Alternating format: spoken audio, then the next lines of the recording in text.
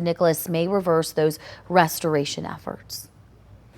Time is 6:46. We're still keeping an eye on Nicholas and what kind of impact it could have here on North Alabama. We are experiencing some rain this morning. Yeah, we still get all that tropical moisture that gets kind of pushed to the north and northeast of that remnant low or that tropical depression of Nicholas. And look where all the heavy rain is right now. It's well east of the center of circulation, impacting New Orleans, and even occasionally seeing a couple of tornado warnings this morning closer to the New Orleans area. So still some severe weather associated with it. But all that heavy rain still getting pushed through Mississippi and into Alabama. Just some rough weather down by the coast if you are heading south here through the next couple of days. That's the official track from the National Hurricane Center. This was actually their last track. They are no longer issuing products on this, but you'll notice it's just going to meander and weaken to a remnant low through the next couple of days.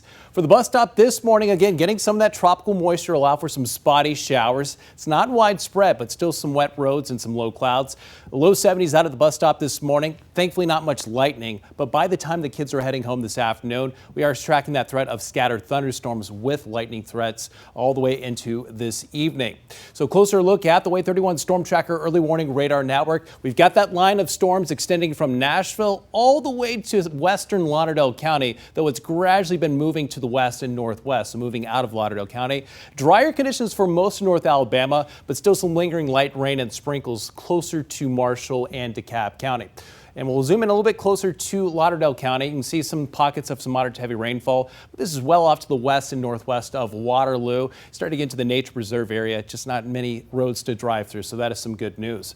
But we're going to continue to see that threat for pockets of heavy rainfall today all the way through at least Friday, if not Saturday. So as we continue to see rounds of heavy rainfall, that could bring some localized flooding, but I'll keep that risk at low. And we're just not expecting anything strong or severe with any of these storms the next few days. Some good news, Pollen forecast, we're down into the moderate range for weeds. Ragweed has been in the very high range over the last 2 to 3 weeks, so at least we're starting to see the weeds coming down. Grass in the low range, and for everything else, not too bad. Of course, with all the moisture, the humidity, could see some mold here and around North Alabama.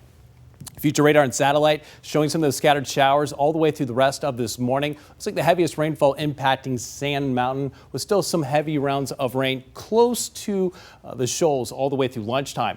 This afternoon, the question is how much instability will we have in place all the way through the late afternoon hours to develop some of those scattered showers and storms, but hit or miss, nothing too widespread. Then by tomorrow also just tracking another round of scattered showers, nothing widespread, but again, a chance for some rain and some storms all the way into your Thursday afternoon. At this point, it looks like Friday will be the wettest day of the next 3, and that could bring some heavier rainfall all the way leading up to Friday night football. Rainfall forecast for the next 7 days. You start to get into some of these purples closer to Marshall and DeKalb County. That's closer to about 2 inches of rainfall. And let's take a look at Friday. This is Friday morning, starting off mostly dry with heavier rain to the south. But watch how we see this big push of some heavier rainfall from out of the south by the middle of Friday afternoon. Lightning threats, heavy rain threats, but just in time for Friday night football, we're starting to see a lot of this dissipating. So we may be able to get in some of those games again all the way into your Friday evening.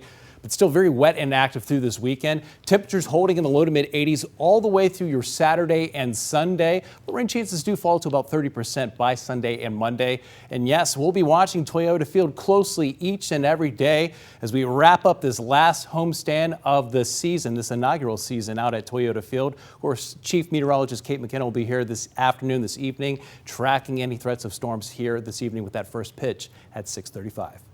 What a great